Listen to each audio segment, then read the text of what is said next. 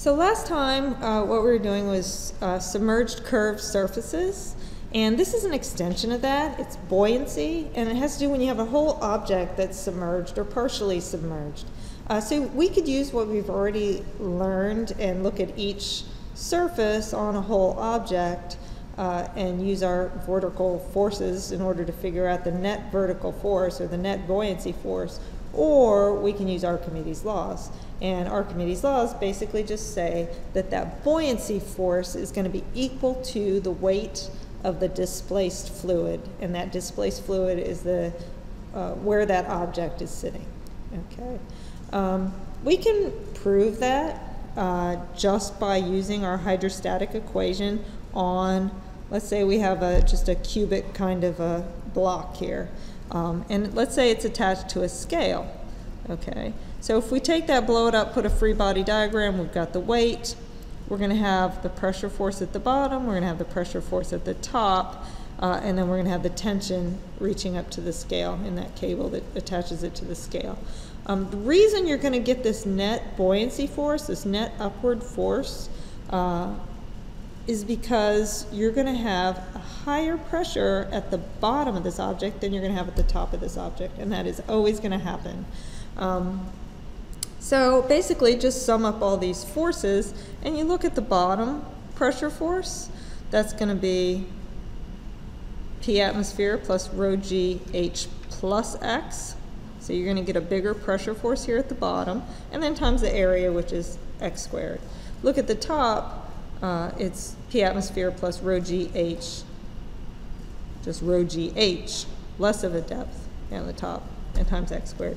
Plug that into Newton's law, what you're going to find is that tension is the weight minus rho g x cubed, okay? Meaning this had to have been an upward force, and our scale reading is actually going to be less than the weight of the block.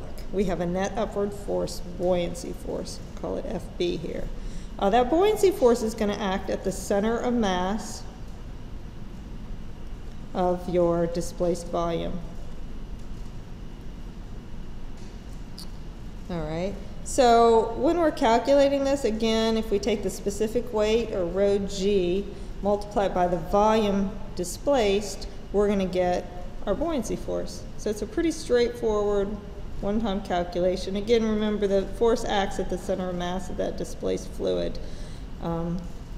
Just the displaced fluid, so as it's floating, it's not of the whole object, it's of the displaced fluid.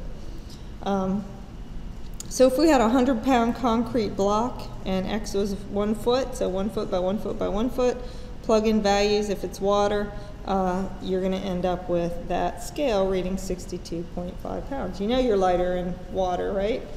So that concrete block would also be lighter in water than it would be just in the air.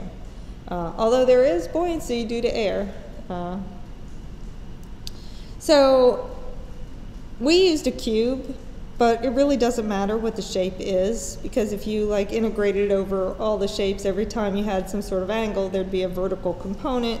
It would work out to, if the outline of the object is connected to each other, it actually works out so that it doesn't matter what the shape is. It's the volume that's displaced that matters. Okay, a lot of applications of buoyancy, we see that a lot. Remember the buoyancy force acts at the center of the gravity of, or center of mass of the fluid that is displaced. Okay, it's all the same fluid normally, so center of gravity, center of mass. So your method here, find the volume displaced in whatever fluid, multiply by the specific weight of the fluid it's in to get the buoyancy force. Remember that it acts at the center of mass of the displaced fluid, and then use a free body diagram to solve the problem. Few applications of this. Boats, obviously. Blimps. Hot air balloons.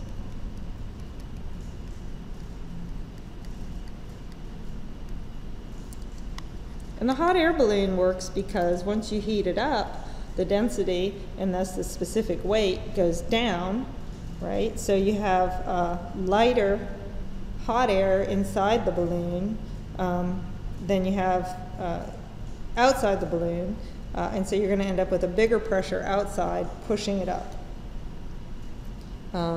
Hippos use this. That's why they like to hang out in the water. Buoys. Also note that, yeah, even in air there's a buoyancy force. So we would weigh less in a vacuum. All right. Also, separate topic, there's a bunch of pressure measurement devices that are mentioned in your book, section 2.10. I'm not going to go through those. Take a look. There's pretty good descriptions in your book, but just take a look at them and know them for the next exam. And we'll also see a few examples of different pressure gauges in the lab. Okay, so stop here, do questions 1 through 3, and then we'll continue on with another video.